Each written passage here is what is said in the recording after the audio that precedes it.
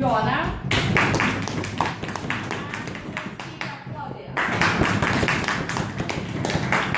I would like to remind you that we are going to have 6 minutes for your substantive speeches and 3 minutes for your reply speeches, and I'm sure that we'll have and we'll see the amazing debates. So let's start. I would like to invite here the first speaker of the proposition team. Pranav, please, you're welcome.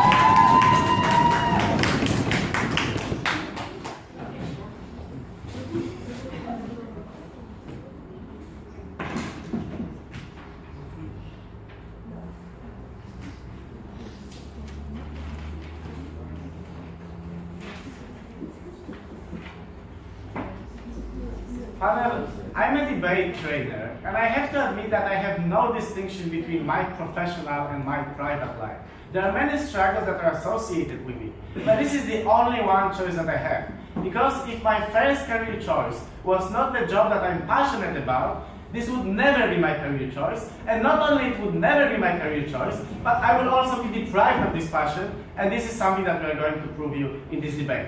2 arguments from me. Firstly, why making this as your first career choice actually expands your capabilities, expands your possibilities when it comes to your career. Second, why making this choice is the only one way that you can be happy, the only one way that you can keep your passion. Career-wise, why it should be your first career choice? 2 reasons for this.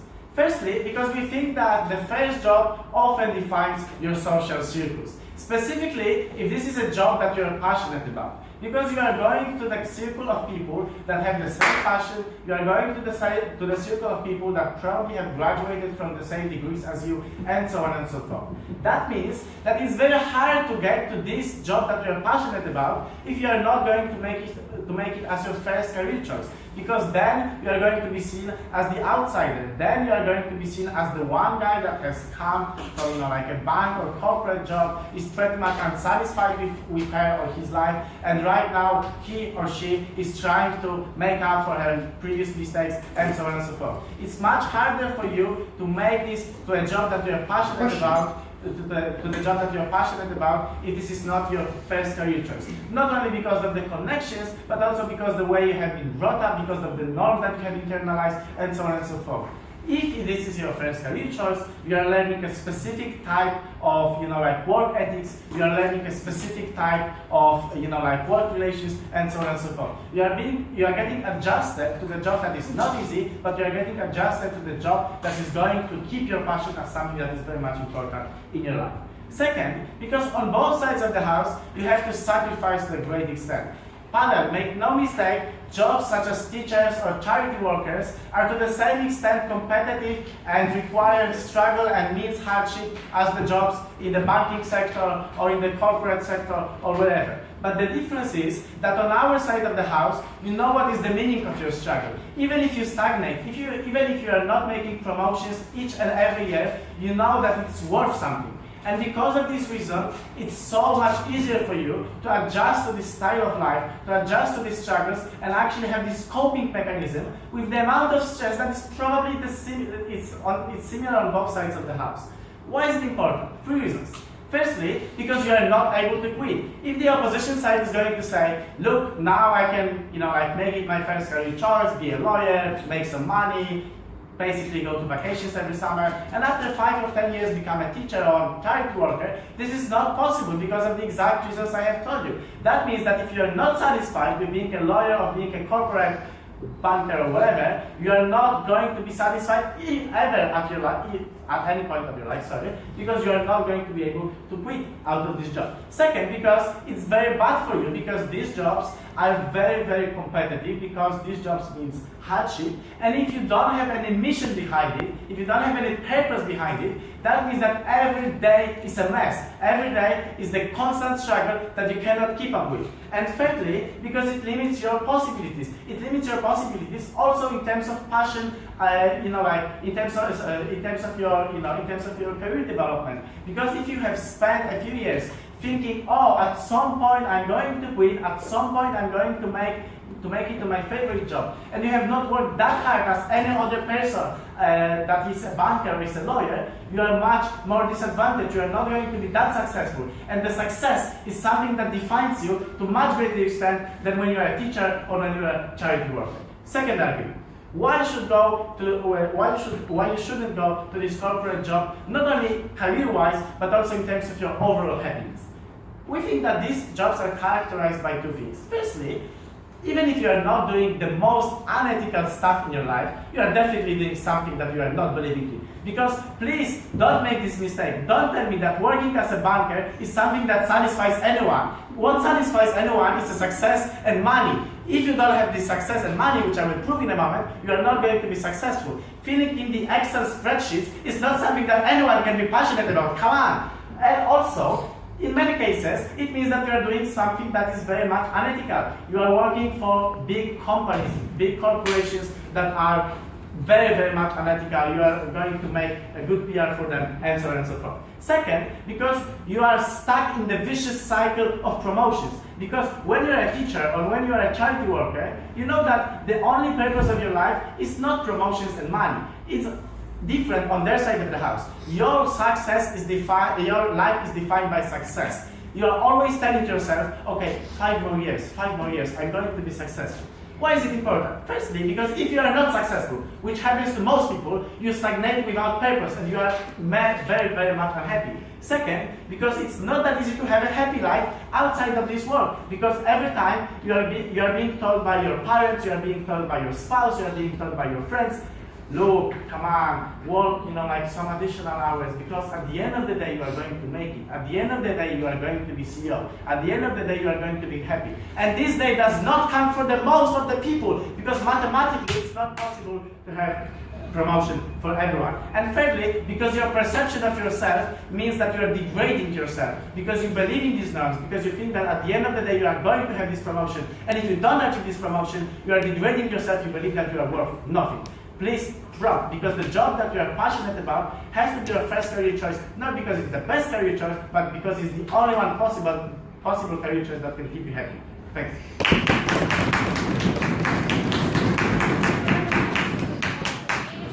Speech, I would like to give the floor to the first speaker of the opposition team. Please, Martin, you're welcome.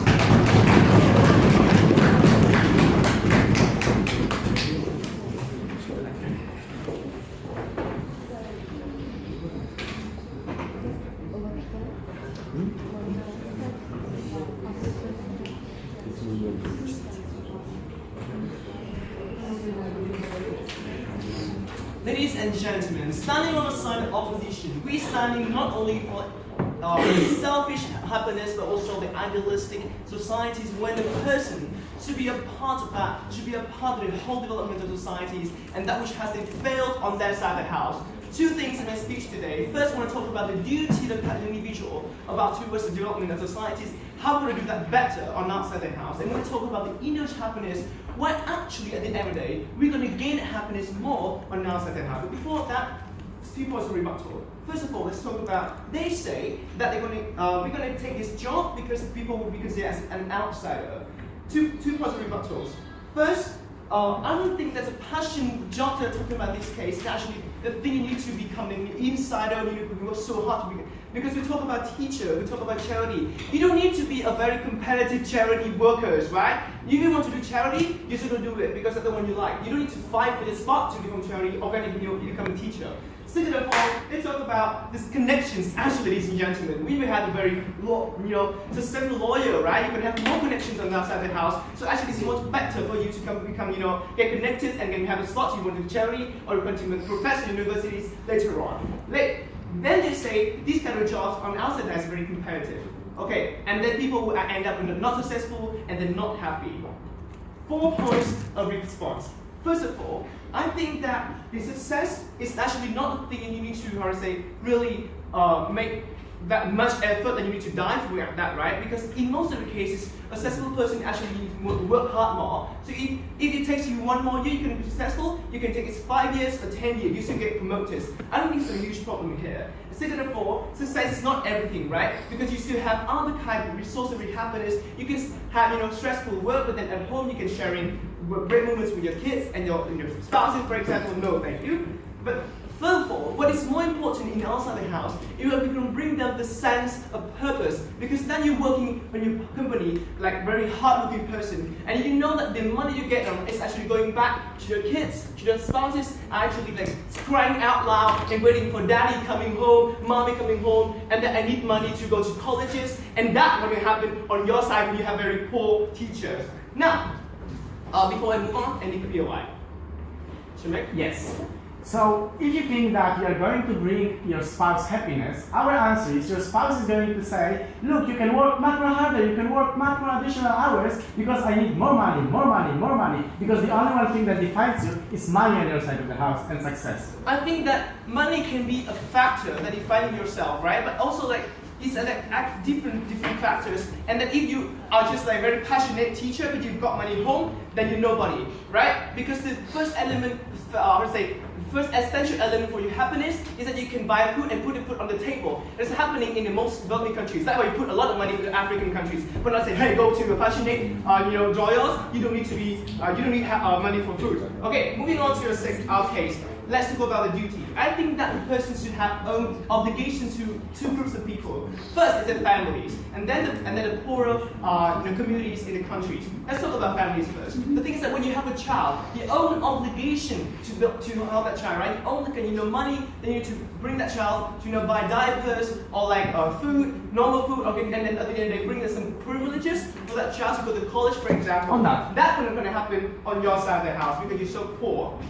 But second of all, that's about poorer kind of people. Why is it you owe obligation towards the people? Because first of all the success now, right, is actually partially becomes the investment, the whole society on you, and you actually bring on based on the competition, right, which is a little bit arbitrary, and then you get success from that, and now you need to go give back to the community. It's a very actually things we need to do. The impact here, no thank you, is that first of all, now on our behalf, we can create a productive society where people are actually working forward and making money and contributing to the growth, the whole growth of the community. And then we can have more taxes for poor people, for example. But also, second thing, we can have push the science to its limits that can deal with a lot of problems. So, for example, the reason why China can live out like 600 million poor people in the society is because they can apply advanced technology in the agricultural products. And that's actually more on our side now. And then we're going to have a problem with automatons, and all of a sudden I could add a crisis with AI. And this is going to happen if everyone is trying every single move to make that forward. Last but not least, we can create a kind of role models for poorer companies. For example, if you come from a low income families and now you can be a successful lawyer, because successful, I would say a billionaire, then people will say, actually, my problem with poor, I can try forward. I don't need to suffer anymore. I have more motivations to work more and work hard more and push the society forward. So that is actually people actually own duties for forward in the first place. But let's talk about individual happiness. I think there's 3 main reasons why people are more happy. First of all, now with a talented person, right, you are expected from other people to become successful. And now you choose to be very safe class and you're actually suffering from the social pressure that put on you on the first place. You get away from that on outside the house. Second of all, people will respect you more. So even if you're not successful, right, you're not a CEO, but the fact that you just become an employee, a bull, for example, it's already different things than becoming a teacher of a school in the middle of nowhere. But last but not least, I think that the money you get from at the end of the day, right, you still can have more freedom, because at the end of the day, in many countries, like one countries in Vietnam, African countries, in China, they don't have the kind of welfare societies to have to push for your healthcare example, right? So at the end of the day, when you work so hard and you have no capital, no savings enough for your life, and then you end down with your diseases and people you push her burdens on other people and families, you cause the unhappiness to you and your families and the whole society. For those reasons alone, it's really proud to oppose.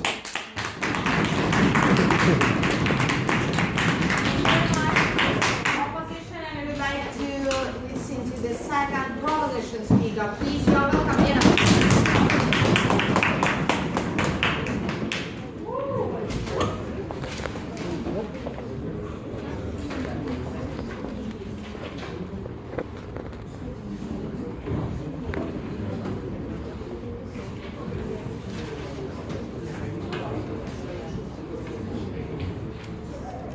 they're trying to tell us here is that you're not succeeding in your life, you're not succeeding in your family relations if you don't earn enough money. So they're trying to send us on a constant chase for more money, more success, in order to bring automation, in order to bring all those things. But let me explain why exactly that's not the way to fulfill yourself as a person. First of all, we've been told that you should make, you will be earning enough, and what are you going to do if you don't have enough money for college for your kids? But we're here to ask you, why exactly are you not fulfilling your duty as a parent if you're not sending someone to college? Because if you're trying to work for them to go to college, for example, right? You're spending all of your time trying to earn that money, which means that you're possibly not spending too much time with your family. You're not spending too much time getting to know them. You're not spending too much time raising your children. You're just trying to put them on the same exact path as you go into. You're not trying to put them for a dream job. You're trying to put them for college, kind of not giving them this choice of choosing what's your passion and what's not. And we don't exactly understand why we need more of that. We've also been told that you're not gonna, we've also been told that we're gonna have to go to these jobs in order, like in China, to put science forward, to put them forward for automation and AI. But AI and automation give us a necessity. It's already happening, the automation. That gives us the necessity to have more people who go into their passion jobs. For example, people who possess critical thinking, people who possess knowledge of philosophy, academia, teachers, all of that things that you cannot do with a computer, which means that you will always need someone to pursue those passion jobs. And also, for the third thing, we've been told that your social context your social circle is much better if you go into law because you're networking. But at the same time, you're never going to be good enough if that's not your passion job. You're always going to strive for something that is not going to happen for you. In spite of a person who's gone into law, desiring to do that, who's been there dreaming of doing that since their teen years, and you're never going to be good enough against talent, against passion, and hard work combined. So from that, we would like to move on to talking about why exactly you should make this your first career choice and why that's going to make you happy, and why exactly the corporate jobs suck when you go into them without passion. First of all, you should make it your first career choice because because it's very hard to change your job afterwards, right? Because you're going into a corporate job thinking that I'm going to earn enough money, I'm going to have enough savings, and I'm going to switch this. Yeah. Are the desires and passions of individuals constant, or do they alter throughout their life? Yeah, of course they change, but at the same time, if there's something that you're harbored, like some passion that you're harbored for your whole life, if that's been your dream job, you're never going to forget how you dreamt of being a cosmonaut when you were a kid, right? You're never going to forget your values, which allow you to go into charity, which need you to go into teaching, right? So if you're a teacher inside, but you're a lawyer, you're always going to have that desire to teach someone for something, right? You're always going to have that desire to fulfill yourself in that way. So basically, it's much harder to get out of the job that you've been into because already, maybe you've been promoted, maybe you're socially stable, and that's hard to give up. And it's hard to learn something new once you're already in there because you're tied yourself into your family connections, you've tied yourself into all of those obligations, and you're basically making yourself unhappy. You're basically working for more and more money because there's more and more things that your family wants, right? Your kids have more, your kids, your family, you need more and more in order to spend, and that kind of ties you into a context where you cannot be happy. You're just kind of an instrument working in order to support the system that you've created. And also, when you go into this kind of a career, it kind of obligates you to do things that you might not have wanted to, in a way. So, as we've already said, it's maybe conflicting values as working for oil when you're actually for ecology. And at the same time, sometimes when you don't go into your passion job, it leads you to creating a family. It leads you to creating something to fill in that void in order to feel happy. But that does not really make you happy in the end. What would make you happy is working on that low-paid, maybe passion job, but at the same time you would not have as many obligations as you've created yourself going into the lawyer job. And also we've talked about the social pressure of changing your job, which means which means that you cannot really be successful in a way that like it's gonna be enough for you. You're never gonna be happy for your achievements because it's not really something that you want to. So it's much harder to get a promotion for you, and you're always going to be comparing yourself to different people. When you know that you were in your passion job, you wouldn't really have this kind of race, because if you're a teacher, no one really asks you about how qualified, like what level are you teaching on? Like, are you in a private school or are you in a public school? Teacher, for example, is a respected job because it takes so much commitment and it takes so much from you. Alright, let's move on to why corporate sucks exactly. Because it's competitive, it's cutthroat, and it's something that deprives you of any passion, anything that you want. It sucks the soul out of you, because when you go in there, you've been set goals that, you're being set goals which might not be exactly easy for you to do, which are boring, which are making you more, I'm so sorry.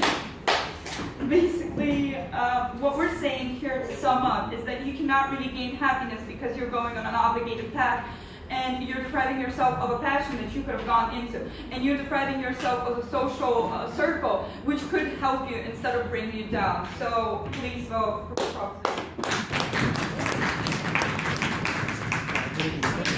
Transparency and flexibility for the second opposition. Gonna be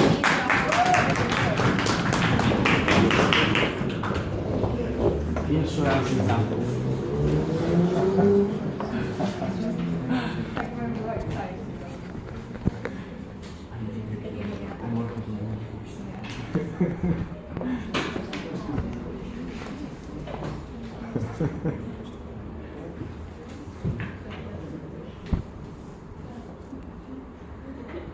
Pamela, I want to talk about two specific questions in this debate. First of all, what is the place in your life where you should attempt to go for your passion? Where is in your work life, or whether it's in your private life that also exists that the government side has entirely forgotten about in this debate? Secondly, I want to talk about what happens at the point when your desires change during your life, and try to demonstrate that we think that they're likely to change, and in that scenario, in the side of government, you're in a shithole and we're likely to win this debate. 2 points of rebuttal before that. First of all, on the principled analysis that our leader gave to you. I think that this was widely ignored by the side government, because when they just tell us that, look, we're just saying that people should go for more for automation or whatnot. No, our case was simple, that you need to strive for the maximum amount of economic gain and the maximum amount of welfare for you, because other individuals have invested in you to get to the position where you are. In the vast majority of countries in this world, if you're a college-educated young individual, your parents have had to put aside all of their money. They've had to literally suffer, live in a shaky house and whatnot, in order to educate you and in order to get to that position. You have a contractual principal duty at that stage to salvage them, at that stage to guarantee their elderly life and provide them with a reasonable income. And we say that in the vast majority of scenarios, given that the family and the community and the village that has helped you to get to this position is a large one, you're unlikely to be able to fulfill this promise if you go to a lower paying job or whatnot. Therefore, in order to guarantee these individuals, and because these individuals cannot choose for themselves and you can only make that choice on their behalf, you have the duty to do so. I truly hope that proposition engages. Secondly, on this level of individual happiness that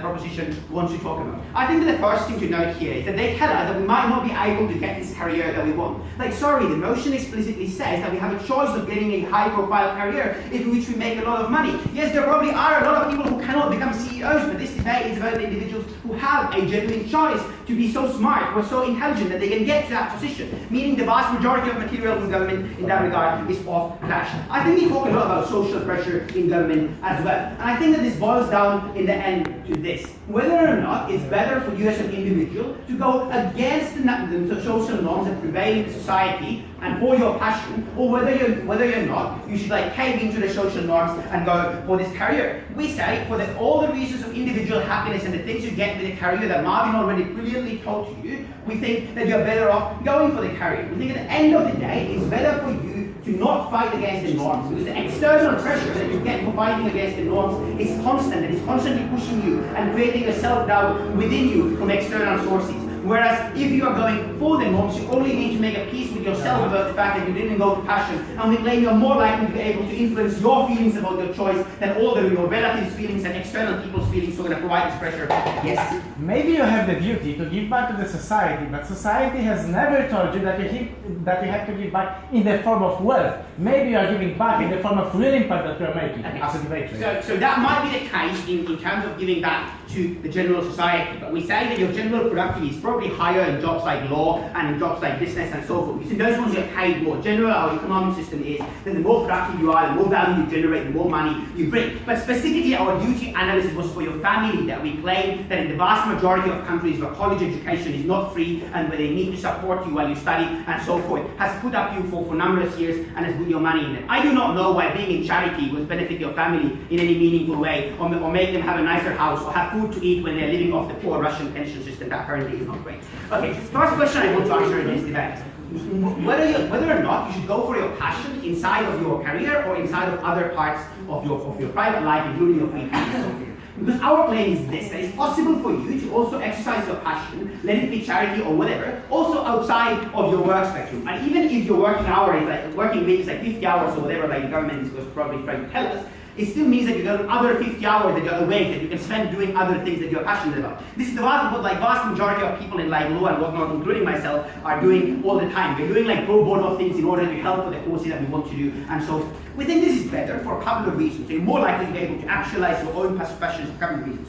One, the fact that you're doing your passion for work inherently restricts your passion. Why? Because sadly that Excel and that sadly your boss and all the other controls that government doesn't want to have also exist in the charity and the academia and so forth. It's incredibly bureaucratic and with which you need to still constantly be doing like compromises for this. Therefore you cannot fully go for your passion and you cannot fully go for your dreams unlike you can at your free time. It kills your passion and that is really, really bad. We say that the pressures that the government claims that exist in work like symmetrically exist because the society and your friends and everyone still assumes that you need to go far because you're smart in this way, you're a smart and like a capable individual, which means that you need to go far in your life and whatnot. And we say that means that everyone will still pressure you to have a great career. Now it's inside the charity world and so forth, but still those pressures on you are asymmetrical, meaning you cannot get your passion. Meaning at the end of this debate, you're more likely to be able to actualize your passion on our side of the house. Okay, lastly, what happens if your desires change? We think there are a couple of reasons why your childhood dreams are not always what you want to become, right? I wanted to be a fire truck driver, but now I'm a lawyer, I'm very happy as one. Okay, so why do things change? One, because life situations change. You might be getting children and so forth, you might get a spouse and you might think that you need to uphold these people and you need to provide for their living and so forth. Something that you did not have when you initially got your dreams when you went to the college.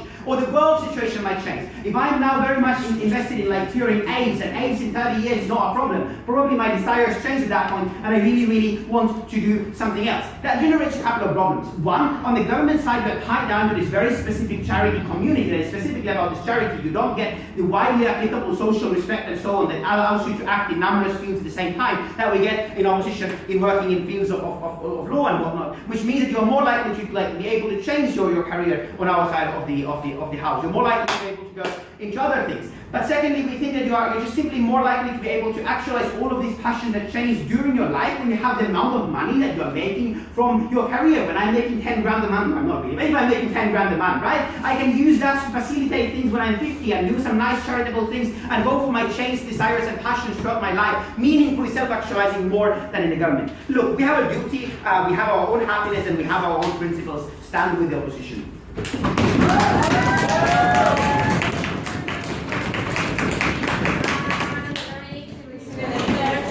Of the proposition team, please, Mila, you're welcome.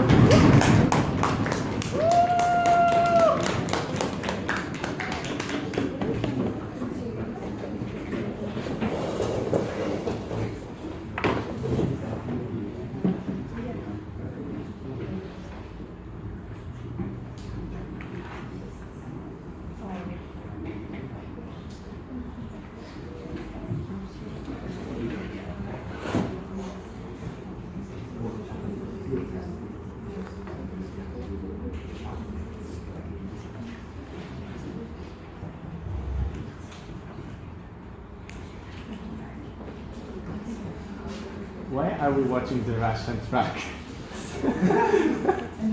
Because we can. Look at the screen and like try to imagine your voice coming from there. You get a weird sense. That's how it works. Speaker stand is very beautiful. Ready? I think that You they can don't owe teach your us life a to lot. anyone else. There is no reason just because society and your parents have decided to give birth to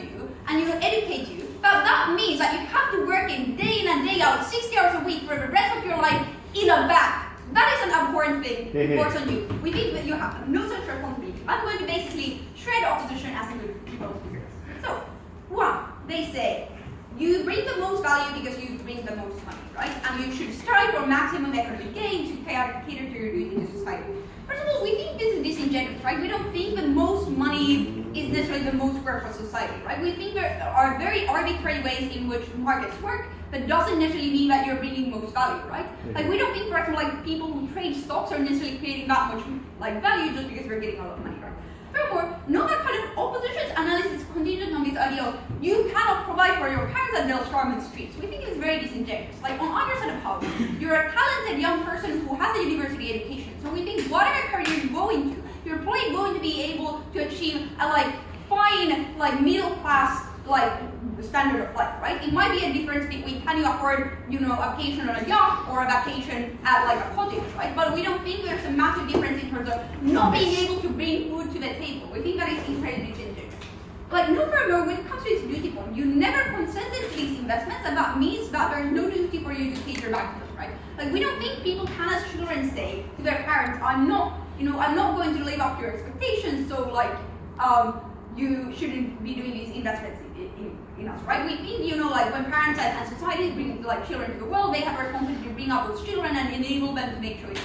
We don't think it is fair for them to expect that, and we don't think you are like have a duty. Furthermore, when it comes to society, there's no reason that like money is the most valuable thing you can do. And so there's specific things that you can achieve only on your side in these like career passions, right? Like for example, say going into academia to do like research in medicine, right? If this is your passion, academia being one of the examples in medical place.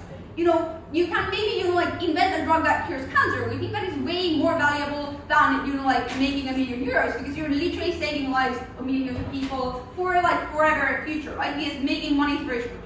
And then they say, you know, like you can be very high profile, and this is something defined by the interest. Like, if it's a high profile career, not a high profile position, right? So there's still people who are like mediocre in good law firms or mediocre in like banks where they make a lot of money, right? And not furthermore that the standards to which you are adhered to are relative, right? In terms of if you are a teacher, are people in that field compare you in terms of, you know, are you executing your passion? Are you good to your students? Because when you are in a bank, if you have been in the same position for the last 10 years, you are seen as a failure, even if like you are doing well in your career. Right? They say fighting against external norms is something that is exhaustive. One, know that the external norms are selected by you at this point when you make this choice, right? Like whichever, you know, like field I go to, probably defines who my friends are, probably defines who I marry, probably defines who I spend my time with. This means that by going into that bank or by going into that law firm, you're opting into an environment where all the pressures that they talk about are way more intense compared to a field where other people are also in it for the passion, other people are also in it because they think they can make a difference, right? That means you have way less of this pressure on our side. Secondly, we think furthermore, killing a part of yourself is way worse than, you know, fighting social pressure. We think like for the rest of your life, you will not be fully like who you could have been and who you know you wanted to be. And we think that it's a way worse part than, you know, like going against social norms, especially given you're surrounded by other people who are doing the same thing. Oh. Okay, cool. Then they say, like, you can get into this career later, you will have connections, etc. No, like, first of all, this is not responsive to Shevek's analysis, you will be seen as an outsider, right? If you're going to like an environmental charity and you work like in consulting for, you know, like, and, you know, cleaned up like the image of oil firms, you're no longer seen as a legitimate person in that field, and your kind of ability to enter it is heavily undermined. But furthermore, note at the point where you're passionate about this, you want maximal achievement, right, on our side as well. This means that you want, you know, for example, if you're in academia, it's not just that you want to, you know, like read articles and do some research, you probably want to become a professor, right, etc. And this is something you can do when you enter when you're 25, but it's not something that you can do when you enter after 20 years in banking, right? This means that you're uniquely shot out of those positions where you can make most difference on your side. Furthermore, even if, for example, NGOs, you can't get into leadership roles, you can't define the strategy, you can't like make the discoveries, yes? Trading ought to be comparative. For that reason, we claim that the groups that are about passion and charity are more likely to be inclusive towards outsiders than the strict professional lawyer groups where it's literally about your pals and your friends and your professional achievements.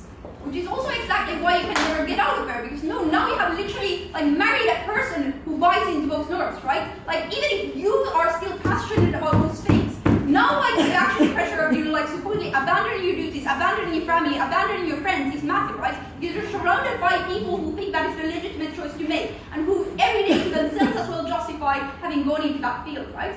Which is why that is far worse than yourself. Cool. Whatever else.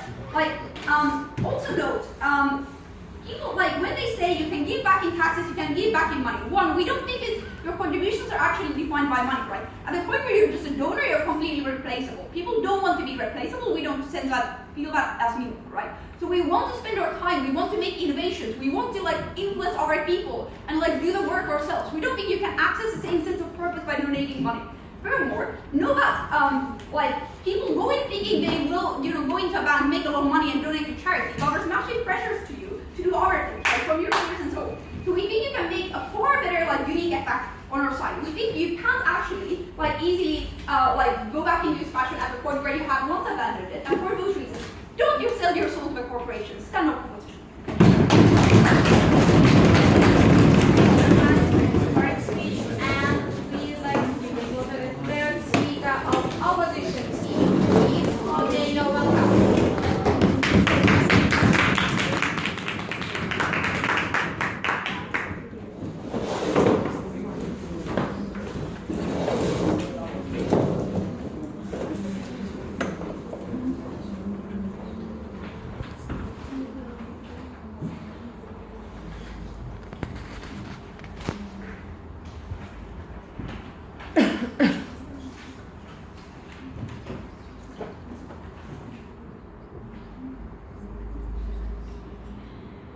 Dear audience, I will start to reply to Shemek claiming in POI that you shouldn't be defined by money because it sounds terrible and it's super bad.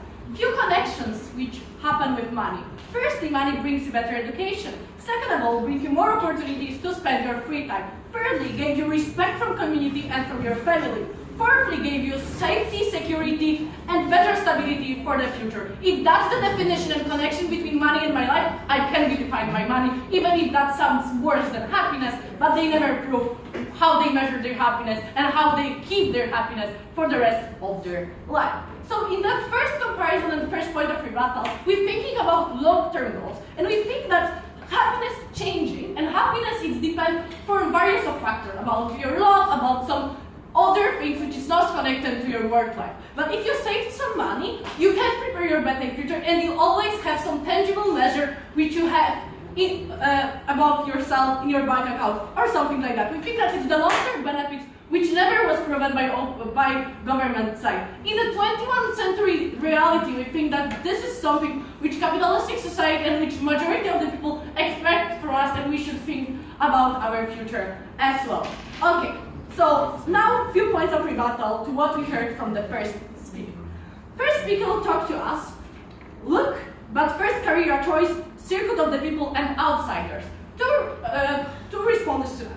Firstly, we think that the majority of society and the perception and how your job career looks like, it's based on your social status, job status, and how you look as a person, if you are a middle class or if you are a higher class. So on our side of the house, you have a larger scale of people which will respect you, and also people which have like tangible benefits directly. If you have more money as a family member, you also spread that money better, and you also participate in productive for your community. Second of all, about being outsiders. They never prove to us that these people live in like two separate worlds or like two separate cities or something like that. These people still sharing the services. Teachers still must to explain economy, so still must to talk about CEOs. It's not like two different universes. These people still coexist, and it's not something like you are in a different galactic or something like that. Second, thirdly, they're talking about being a teacher and being a passionate. It's also struggle and competitive. That means that on both sides of the house, it's hard to achieve the American dream. So it's a kind of clash, but on our side of the house, at least we can minimize that because we have economical factor, which is much, much stronger than factor about fulfilling your happiness or something like that. Because on our side of the house, we are fully sure that you can achieve some measure, some benefit, which you can do this, which is impossible in terms of being a teacher or in other passionate job spots. Why is that the case? Because they have lack of resources. They don't have enough resources to provide that for every person. So if their case it's, oh, but on your side of the house you have American dreams, good luck, but on your side of the house it's existing as well, especially if Przemek talk about struggle and competitive in terms of teaching. Another point, that going out, it's not possible. Look, firstly, people changing. Second of all, people can be tired or can be bored, and that's affected their happiness. We take the measure from government that happiness is the most important factor for the human. So we think that if you harmed your own happiness, you will be likely to go out. So we also didn't buy the case. So if you choose one career pattern, you couldn't go out and you never can change that. Also, in terms of unsuccessful and unethical, they never explain to us why their ethical rules in being a teacher or something like that are significantly better than our side of the house. Maybe intuitively you make some bad things in your corporation, but we also have like law and punishment and other different measures like societal perception to demolish that and to don't give people like full freedom to make a bad thing. So we also don't think that it's a strong case on their side of the house. Another speaker talked to us like, look, but teacher is respected job. Look, I think we are all average citizens. We know what's happened now in Poland and what kind of strikes happen and how people have a perception on the teachers and a lot of respect. So we think that it's simply not true. Okay, Mila. You have to work long hours and network in your free time to keep your position because others want your job for the money, right? That means you can't take time for your passion in these corporate jobs. This is completely untrue. I think that's going to happen on both sides of the house, especially because government in this debate make a metric about happiness, so you are selfish and you think about your own perception, you're fulfilling your passion and doing on that. We think you also can spend a lot of time to try to develop that, spending more hours on that, and didn't take any guarantee benefits on that. On our side of the house, at least if you work hard, at least if you are the best, at least if you spend more hours, you take something which you can spend in your free time because you also have the separate part of life, like your life outside the job, which Jona brings you to this debate, which government clearly forgot about that. Another and last point from government, you lose yourself. Well, I heard something about I lose my time. I heard something about maybe I work more and can make unethical stuff. I never heard how I lose myself worse than in other part of the job. I don't know, I lose respect to myself, I lose the respect from other people, I lose my, jokes, I lose my ability to do something. On our side of the house, we believe that people can achieve more better skills because they know what can wait for them in the future. If you are focused on your passion, probably it's arbitrarily measured. Probably the government or the country didn't support your passion in the same time. So I think that's for the stability, for the long term, for the future, and for the people around you, for your family or your small community, and for your well-being, it's better to not choose a job which you are passionate about and realize that in another time. Thank you.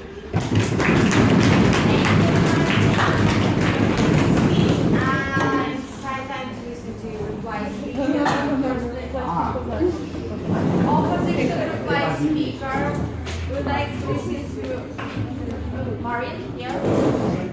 So reply speaker from opposition side, Marin, please, you're welcome.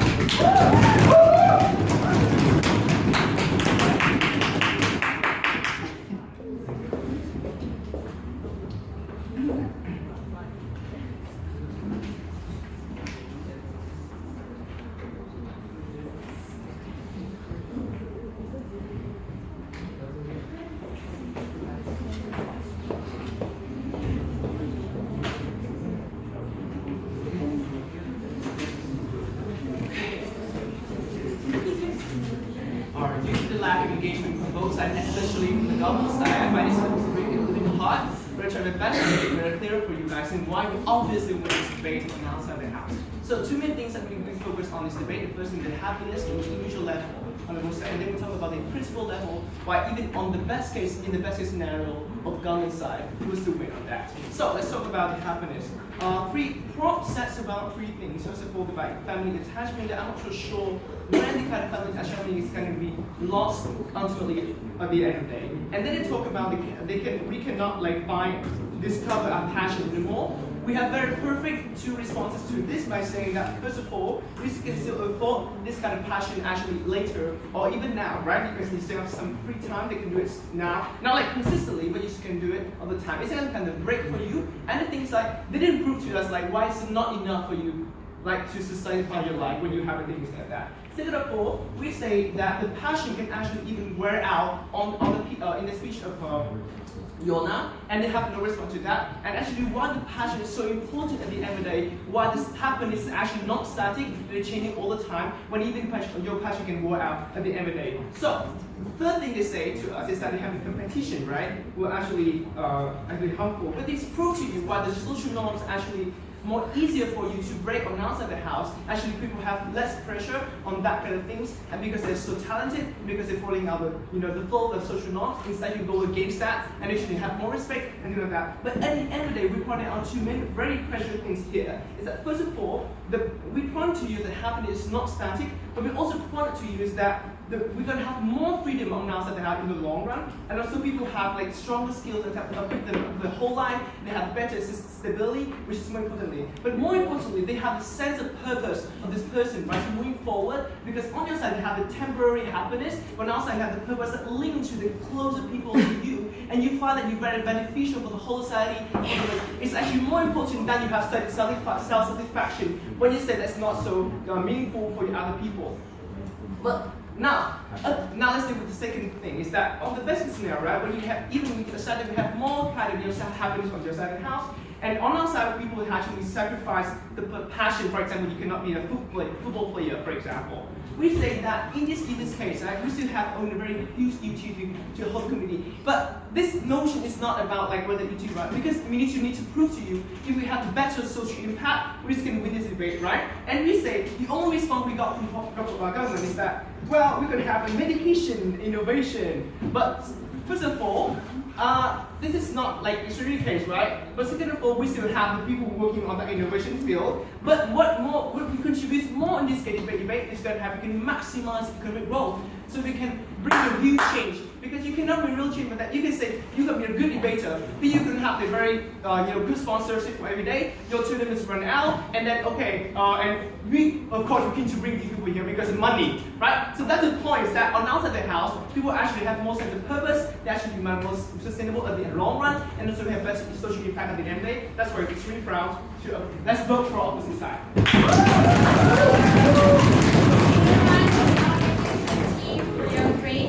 Now we are ready to listen to the reply speaker from the proposition side.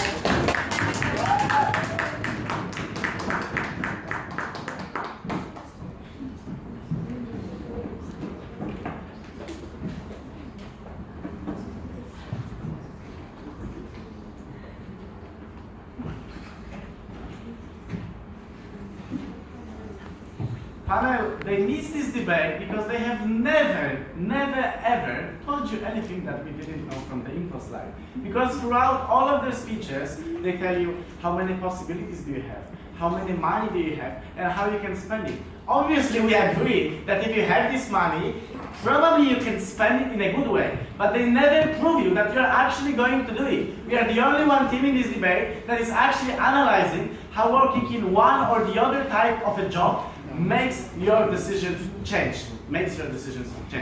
Three clashes in this debate. Firstly, on the note of duty.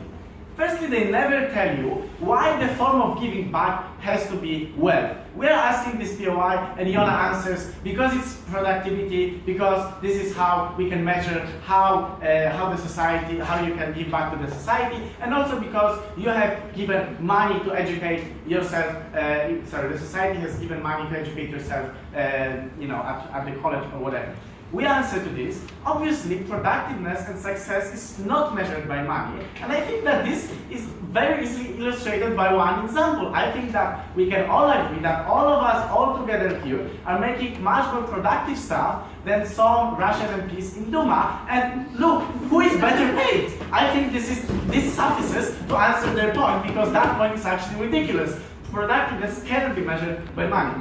Second, on the note of individuals' happiness. They have this slide, you can always have your passion in private life, you can always spend some time. They say you can, we say, yes, you can, but you are not going to do it. Why we are not going to do it? Firstly, because you have less time. You work more hours than we are working on our side of the house. This is specified in the info slide.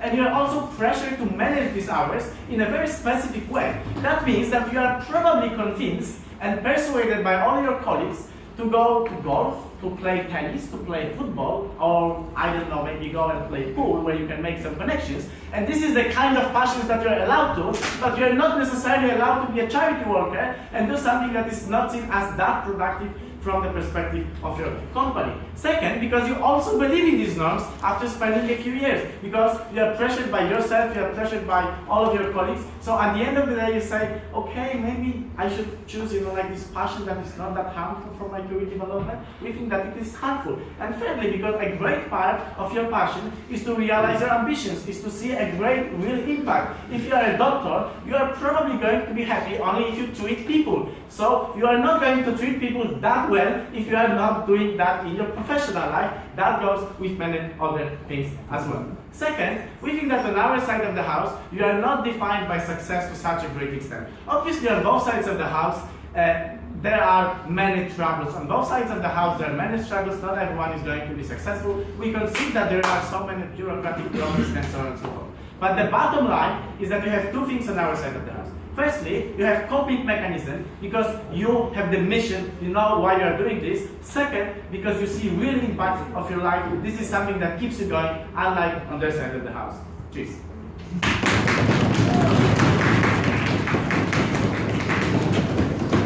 Thank you so much, Przemek. Thanks to both teams. So let's give them a big round of applause.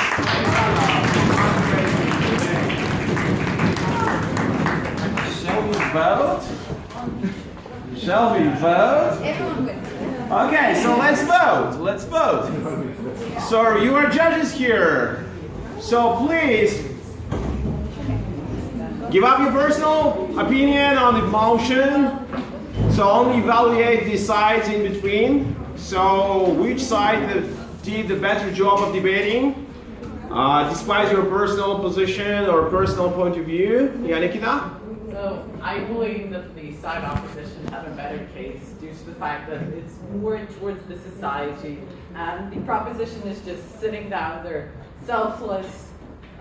Their life is centered around them, and their happiness is the most important thing. But how could on the side of opposition, what if giving your family the best place in the life is the happiness that you should bring? Nikita, are you in a novice group? Not yet. Wow. So, you are in favor or against Nikita's point of view? You're against Nikita's decision. Okay, please. We have one more floor speech and then vote together. So one more floor speech. You lady or you lady? I can go for it. But you're against Nikita's decision. No, I'm not. You're against. I'm against. Okay, so we need one more floor speech against Nikita's decision. That proposition team win, from my point of view. Yeah. Because there was a clash of utilitarianism and Kantism, and I believe that proposition team opens sides of Kantism better than opposition team did it. Okay. Thank you so much. So we have heard two floor speeches, so let's vote together. So who is in favor of the proposition team of the proposition side of the house? Please vote. Raise your hands. For proposition. Proposition, that's on your here, right? So on your left. So okay. We have no election committee or electoral college, so we have okay. Thank you so much. We have calculated. Yeah. It's Who is an against? ancient Who's in Russian favor of the method of opposition side of the calculating. house? Very, very close. Very close. So thank you so much. Thanks both for filming. So what do we do now? We have a short break.